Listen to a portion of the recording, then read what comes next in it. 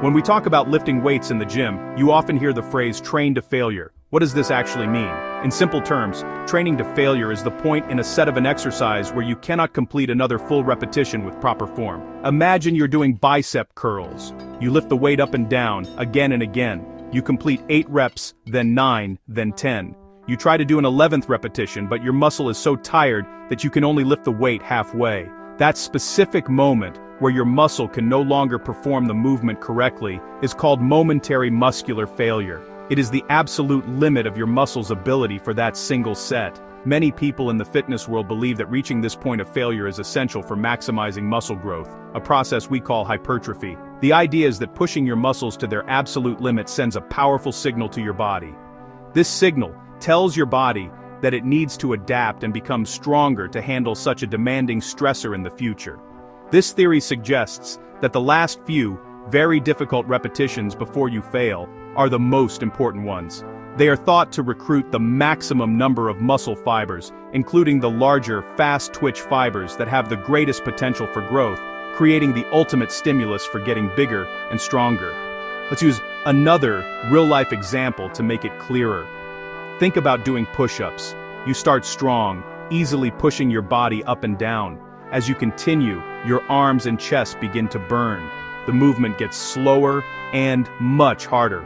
You are straining with all your might.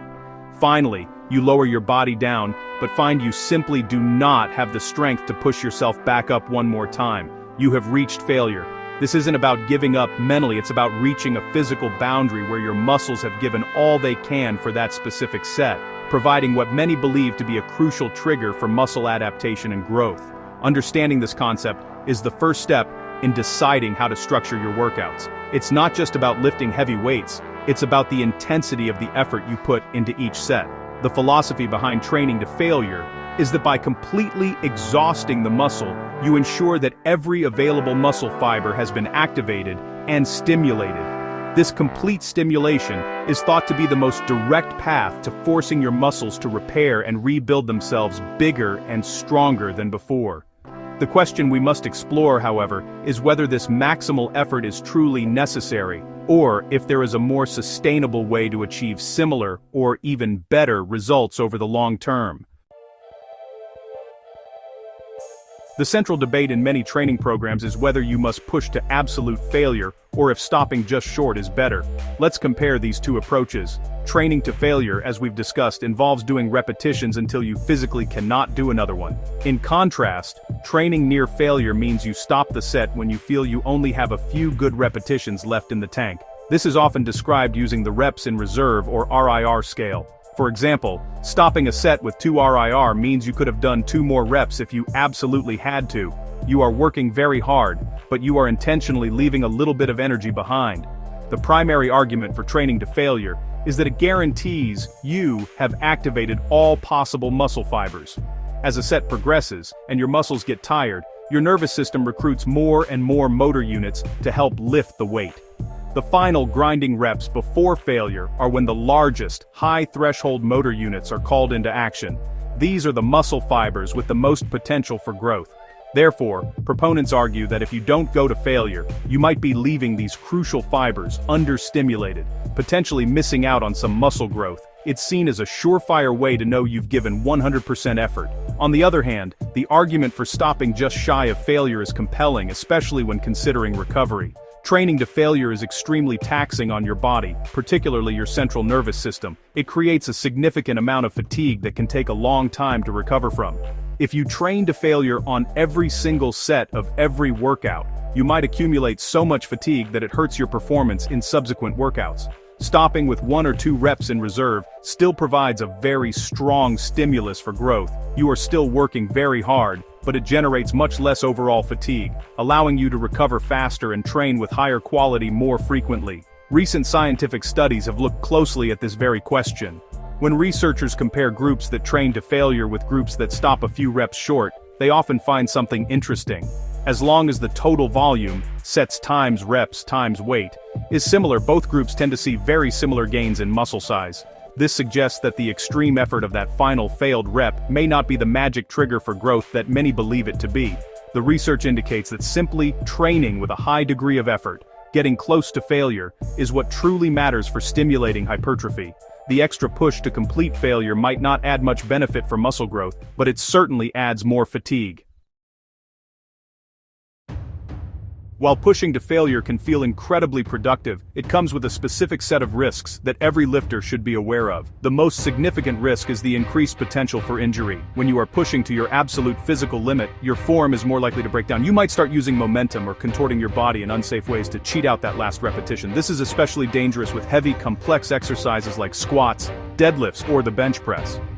A momentary lapse in technique under a heavy load can easily lead to a muscle strain, a joint injury, or worse, setting your training back for weeks or even months. Another major downside is the significant systemic fatigue it causes. Training to failure is not just tiring for your muscles, it places a huge demand on your entire body, including your nervous system. This deep level of fatigue can accumulate over time, leading to a state known as overreaching or, in more severe cases, overtraining. Symptoms include persistent soreness, a drop in performance, a lack of motivation to train, and even disrupted sleep. If you are constantly exhausted, you won't be able to train hard or consistently, which will ultimately hinder your progress far more than stopping a few reps short ever would. This is why constantly going to failure can be an unsustainable strategy. However, there are undeniable benefits to incorporating failure training, particularly from a psychological standpoint. Pushing yourself to the limit can build mental toughness and confidence. When you successfully complete a set to failure, you know for certain that you have given your maximum effort, leaving no doubt about the intensity of your workout. It can also be a valuable tool for learning your own limits. Periodically training to failure can help you understand what it feels like to truly push yourself, which can help you better gauge your intensity, your reps in reserve, on your regular, non-failure sets, a concept known as auto-regulation. The key benefit, then, is not necessarily superior muscle growth, but its role as a tool for intensity and psychological development. Used strategically, it can be very effective.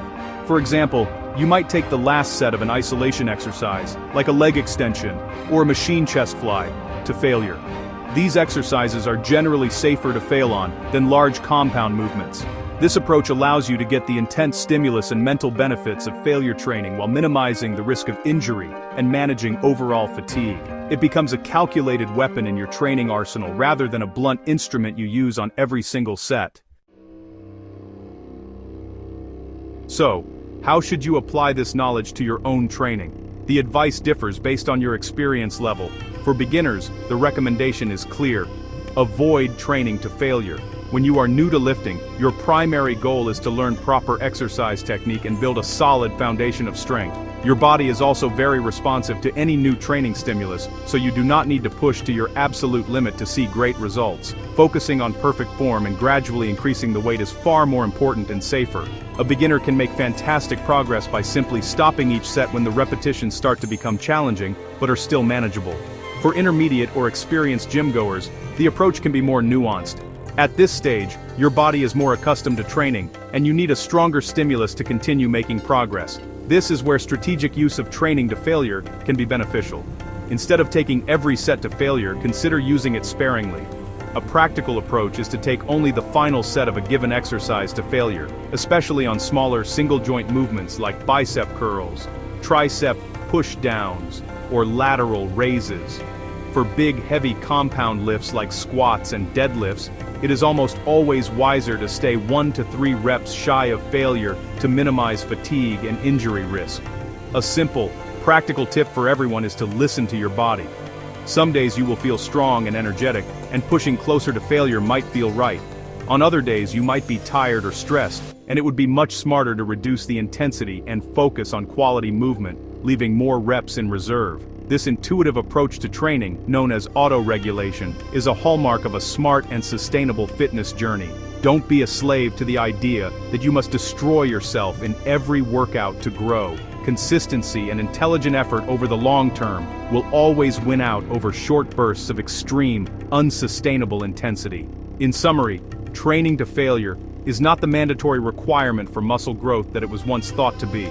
Scientific evidence shows that training with high effort, stopping just a rep or two short of failure, provides a very similar stimulus for hypertrophy with much less risk and fatigue. For beginners, the focus should be on form, not failure. For experienced lifters, failure can be a useful tool when used strategically and sparingly, primarily on the last set of isolation exercises. The ultimate goal is to train hard enough to stimulate growth, but smart enough to recover and continue training consistently for years to come.